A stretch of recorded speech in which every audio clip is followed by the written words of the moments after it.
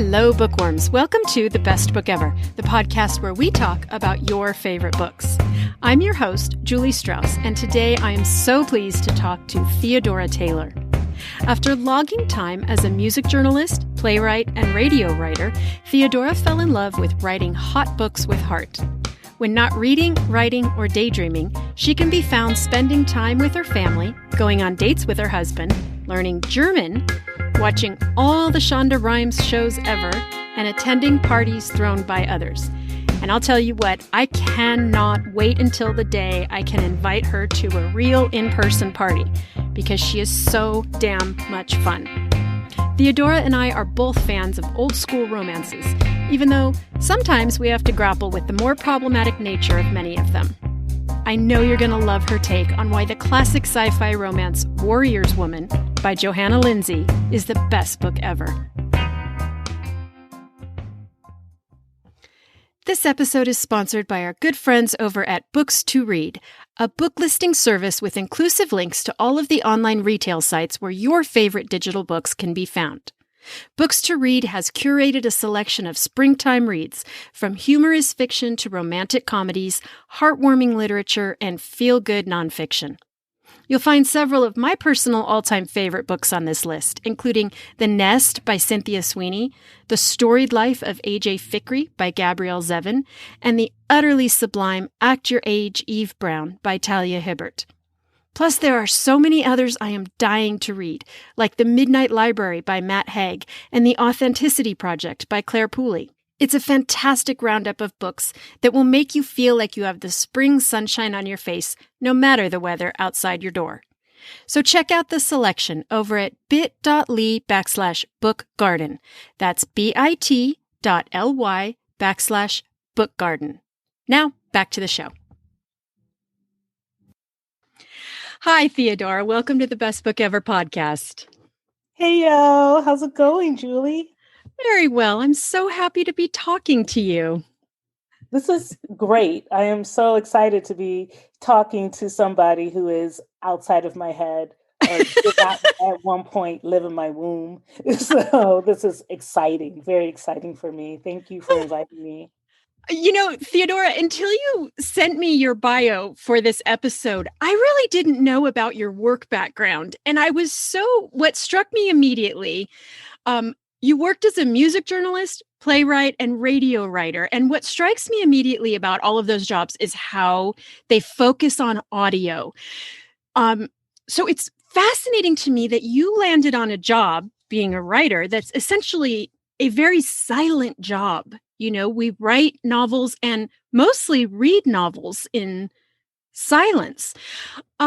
So I'm wondering, do your previous jobs influence your work? Like, can you hear books you write and do you hear books you read?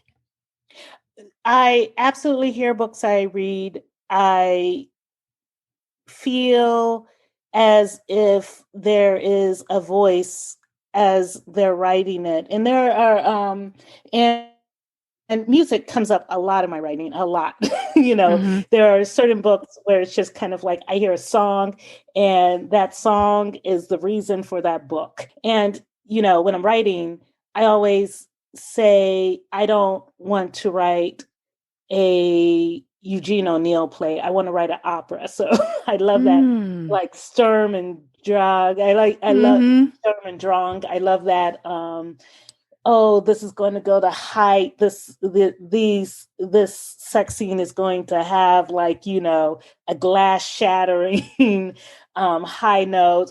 And so I really kind of think of writing as music, and that if it's played right or if it's paced right, it will be an opera that you'll love, hopefully. Can you tell me an example of one of your books that was influenced by a specific song? Holt. I've been carrying this couple in the back of my head for quite a while. And I said to myself, I heard this song and it was on a television show. This song came on, like it was one of those things where I'd never heard it before.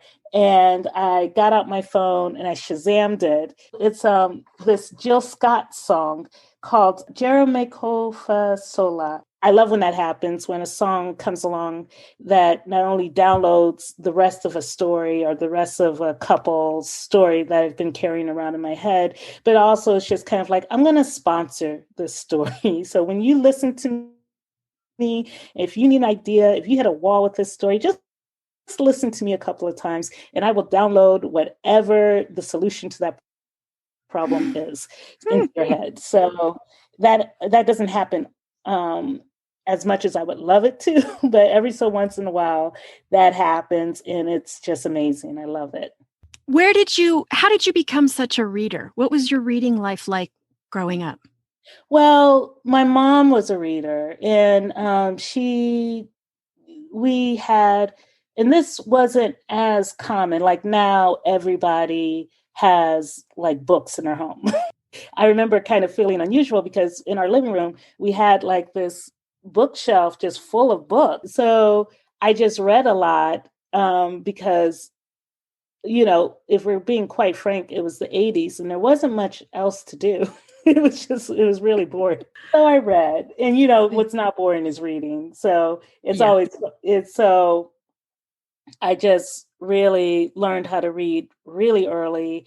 Well, what's funny about it is I read a romance novel and I really liked it. And then, you know, I put it down and I didn't read another romance novel for a while. And then I found this one and I was so into it. My mom was just kind of like, oh, I read a romance novel once. I really liked it. It was by Barbara Cartland. And so, so we went to the bookstore and we like found this Barbara Cartland novel. And she was really, it was so encouraging. It was really lovely. I would never do this for my daughter, any of my daughters. But she was just like, oh, you pick a romance novel and I'll pick a romance novel and we'll read it together and the like. And so she read my romance novel and I read her romance novel, and the Barbara Cartland novel, you know, God rest her soul, I thought it was boring. I did not like it. It wasn't my Johanna, Lindsey.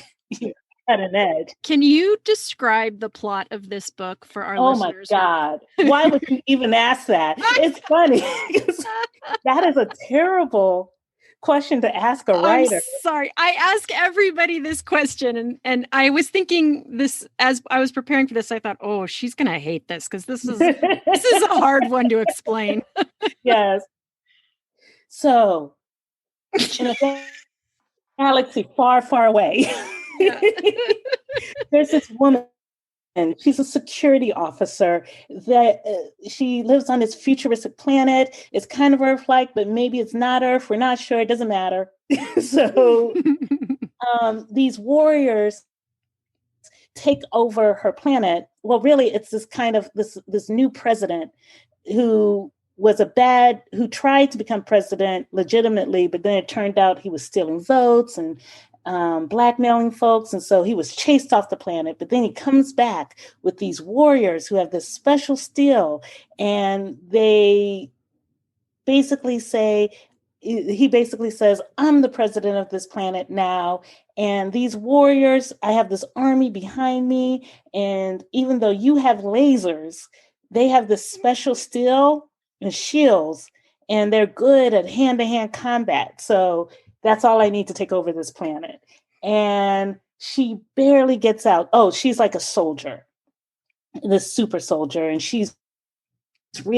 but she's not like other soldiers. Most soldiers only just depend on their phasers, but she has studied hand-to-hand combat. She studied all the martial practices of the ancients.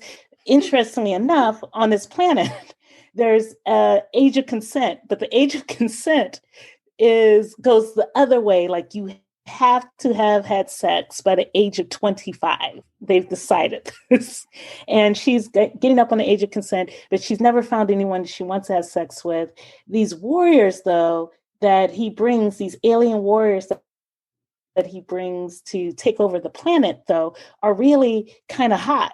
But, but unfortunately, they want to enslave all of the women on the planet and bring them back to their planet. And it's just all sorts of badness. So she gets out of there. And her computer has what they call free will, but it's basically been programmed to do what's best for her. But and so the computer ends up taking her to the home colony of these warriors who have taken over. And basically, she meets this guy who happens to be the shodan, or like this would be like the king of the local town, the town that she's dropped outside of. And it turns out that women on this planet aren't supposed to wear pants. They're not supposed to talk back. So this isn't a planet that she necessarily wants to be on, but at the same time, she's hoping to set up a trade agreement or make herself useful. And so he insists that she takes off her clothes, tries to take them off of her. She stuns him into silence, into not coming at her. But then when she asks her computer to beam her up, the computer refuses, because the computer is just like, this is what you need. This is the guy that you should have sex with. Just strands her down there. And then a battle of wills ensues. And basically, she's kind of stuck with this warrior for a month. They make a deal that she has to do whatever he says in whatever place he sleeps. Okay, so tell me, what is it about this book that appeals so much to you? It's interesting because, I reread it for this podcast and I'm looking at it and I'm just like, oh my gosh, maybe, especially if you grew up in the 80s, don't reread the things that you love the most in the 80s. Like maybe Anna Green Gables holds up from there.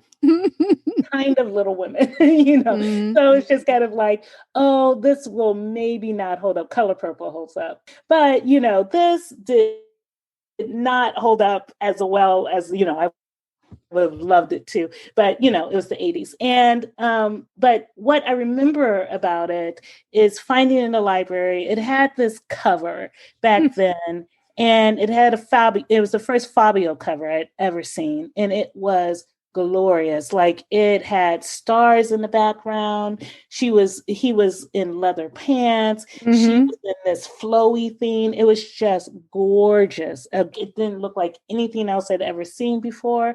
And I wasn't that into sci-fi, but this book, it was a sci-fi romance. It was the first sci-fi romance I read, and it would take forever for another sci-fi romance to come along. Like, that wasn't a thing back then. So, and that was interesting because Johanna Lindsey was and probably still primarily is known as a historical writer. So it was really amazing. And so I picked this up, and it was right before we were going to go to a family reunion in Mississippi.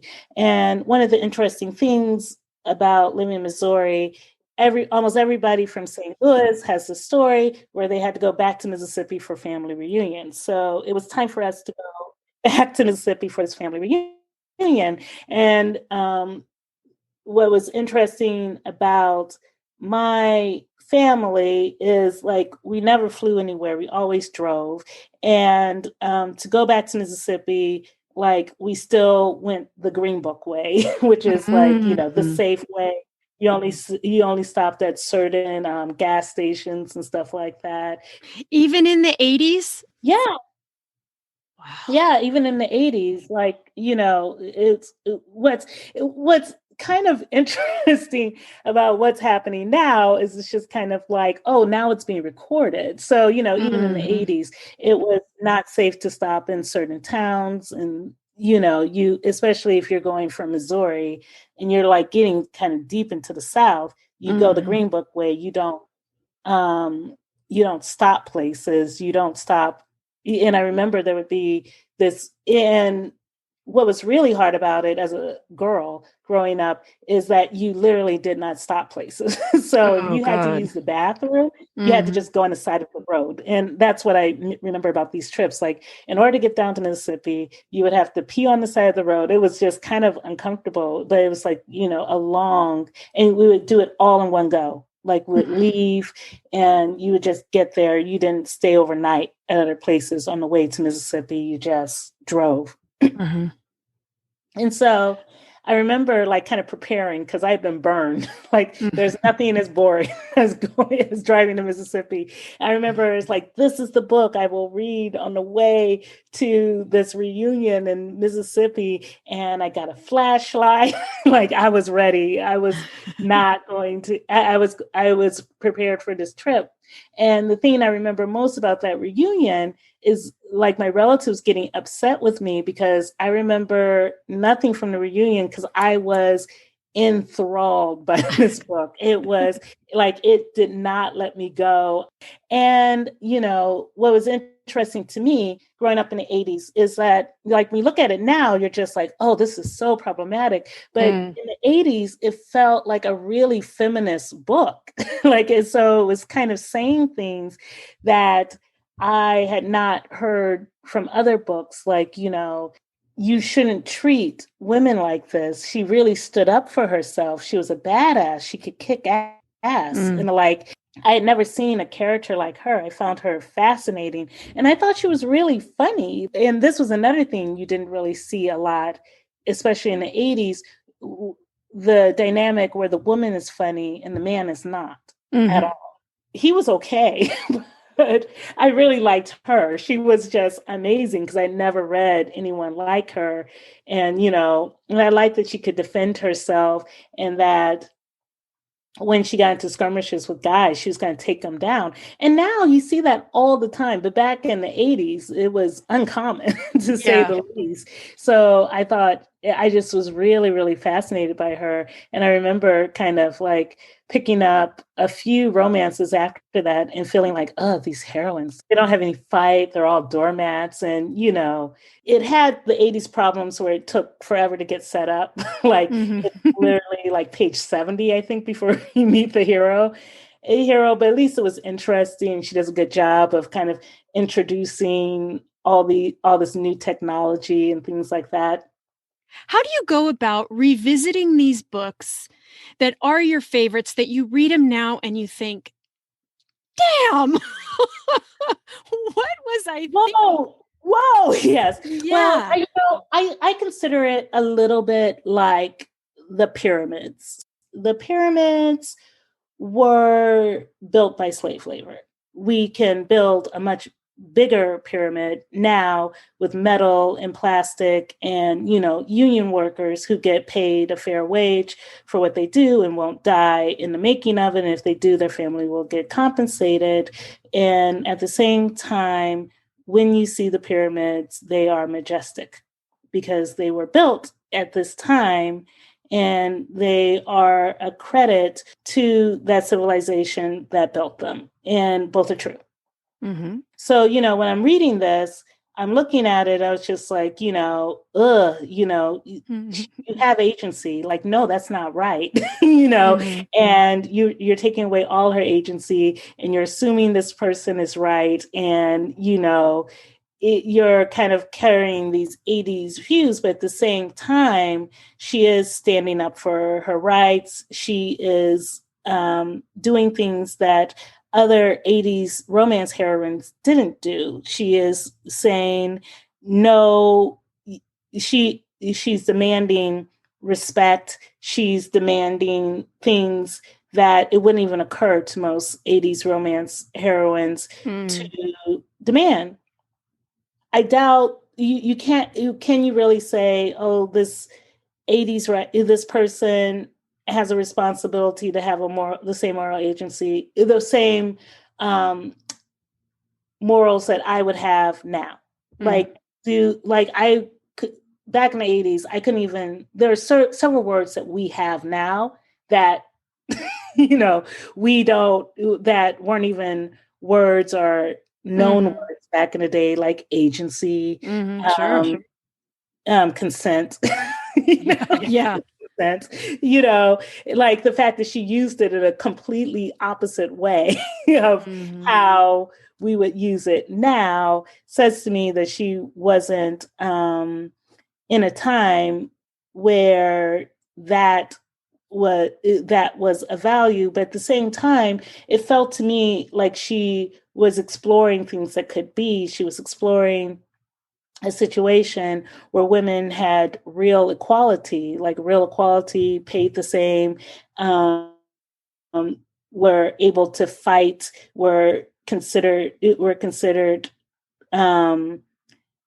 not these kind of fragile creatures that had to be protected by a guy. And so I think that Warrior's Woman, especially considering when it was written, is a wonderful pyramid. And I think a lot of romance authors would agree with me that, wow, this is a pyramid. Like this is one of the, so many alien romance writers, so many writers from my generation love this book. It really, so many of them had the same experience with it that I had.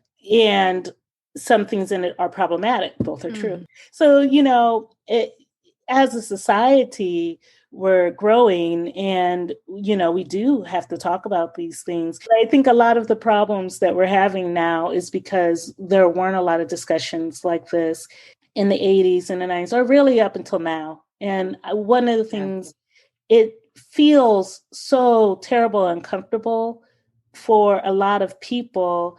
I really feel a lot of hope right now because I'm like, hey, look, we're talking about this. We've never really had some honest, deep conversations about this. Look at us, we're talking. Whereas a lot of people are just like, oh no, it's so terrible. All this stuff is coming up right now. And it's just like, what? We're talking. This is us in therapy. We finally got to therapy. So I think this is a very, very exciting time to be an American and to converse with my fellow Americans, because we're not just kind of like, well, I'm holding these beliefs and I'm not ever talking to anyone about them. And I think, and the fact that we're creating vocabulary like faster than I can keep up with it, that's amazing to me. That blows my mind. I think it's a really awesome time to be a human being right now. I love studying covers. And I have to say, from the cover that I had, the one that you described is the one I have, you would have absolutely no concept of the sci-fi nature of this book. I think that was on purpose because it was her first sci-fi romance. I'm assuming that the publisher was just like, what? Johanna Lindsey is a really foundational romance author, especially in historical romance. So she inspired a lot of people, especially in historical. And then she decides to do the sci-fi romance. And, this was at a time where a lot of people didn't do this. One of the things, I try not to meet my heroes, but if I had met Johanna Lindsey, I would have really wanted to hear the traditional publishing story behind how Warrior's Woman made it to the bookshelves, because I can only imagine she got some feedback and they probably did not want to do this, and that because she was Johanna Lindsey, she was able to push it through, that she had to kind of really stand up for this book. Yeah, I would love to be a fly on the wall for that initial submission. So do you mostly read romance? I'm super all over the place. I read mostly romance, so male romance. Boys love mangas. Mm-hmm. What are your favorites? What's your favorite? Who's your favorite writer? Why would you even do that? And after that, tell me which one of your kids is your favorite. I know, right? My favorite romance, hands down, of 2020 was by Emma Scott. It's called When You Come Back to Me, and it's just super great and angsty, and I just cared about these two guys getting together so much. Like I couldn't mother, I couldn't do anything. I couldn't write my own books until I knew that these two guys were going to be okay. So I read a lot of that. I read a lot of I would call it like, I guess, self-improvement. Hmm. I read a lot of romance, but usually I listen to it on audio. Hmm. So it has to be someone who's on audio. So Mm-hmm. honestly, because I write, I feel, and I listen, and I also read a lot of sci-fi, but I think because I write romance, like unless it's something that I just absolutely don't write, and I don't write it's feels like, oh, this is my job. Whereas with it's just like, oh, I can really enjoy this. Oh, interesting. So in your pleasure reading, in your Yes, free time reading, you want to yes. go outside of what you're actually working on. Exactly. I like, when I watch television, I like a lot of Korean dramas because it's just kind of like this is the opposite of what I would ever write. Like I have notes for how Oh. to make this sexy. And so I like that. So what are you in the middle of right now? So I just finished and the spell book for new witches. Ah, So- what is that? It's It's a fiction? spell book. No, it's nonfiction for new witches and the like. And it was just kind of like, oh, this looks interesting. So that's pretty much that. Like, I'll be bumming around and I'll be like, oh, that looks interesting. And so with physical books, I like something that teaches me about something. And it's like, Yeah. well, how do you be a witch? I remember Wiccans from college, because I went to all women's college, so it was huge. And I was like, oh, I remember them. Like, yeah, how do you do that? And so then Uh-huh. I had the paperback sent to me. It got here, and it was fascinating. It was really interesting. I read all the little recipes, not little. I read all the big recipes for different spells you could do and stuff like that. And I was just like, ooh, I should try this clarity tea spell for my edit and stuff like that. And ooh, I should do the self-esteem talisman. The next time I go to a conference, that might work and the like. And so it's real. So that's the last book I read. That's the one I just finished reading yesterday. And of course, as a romance writer, you're like, well, now I got to write about a witch. Damn. I Like, feel very certain that I'm going to keep an eye on this in your upcoming books. I feel like there's going to be some sort of kitchen witch coming yes, up in your yes, next yes. garden witch Which or I just something. learned about. It's like Really? I was just like, oh, it's funny because I was like, oh, so that's what a hedge witch is, and Mm. like she really broke it down. This has been so much fun, as I knew it would be. Can you tell our listeners where they can find you and all the wonderful work you do online? Amazon is always great. I am going wide now, so most of my books can also be found on all the other platforms, Kobo, Apple Books, Mm. and Barnes and Noble, Eden Books, all the platforms. We'll just say Okay. all the platforms, Google Play. So that's where you can mostly find me. Oh, and on Facebook, Instagram. Instagram and Facebook are my two preferred means. Okay, and we will link those in our show notes as well. Theodora, I want to thank you so much for joining me today. This has been a This was delight. so much fun. Thank you. Thank you. This was, you rarely get to have conversations like this. So I really appreciate you thinking of me and inviting me to do this. Thanks for listening, bookworms. For more information on this episode and links to all the books we discussed, please go to our website, bestbookeverpodcast.com, or follow the podcast on Instagram at bestbookeverpodcast. I'm your host, Julie Strauss, and you can find me everywhere as Julie Wrote a Book.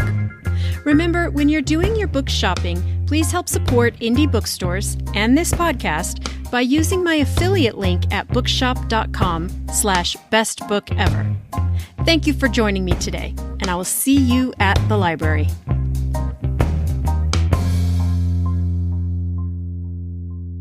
Obviously, I'm not going to talk to you, Aunt Henrietta. Just look.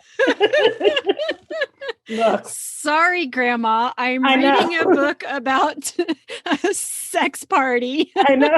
I know.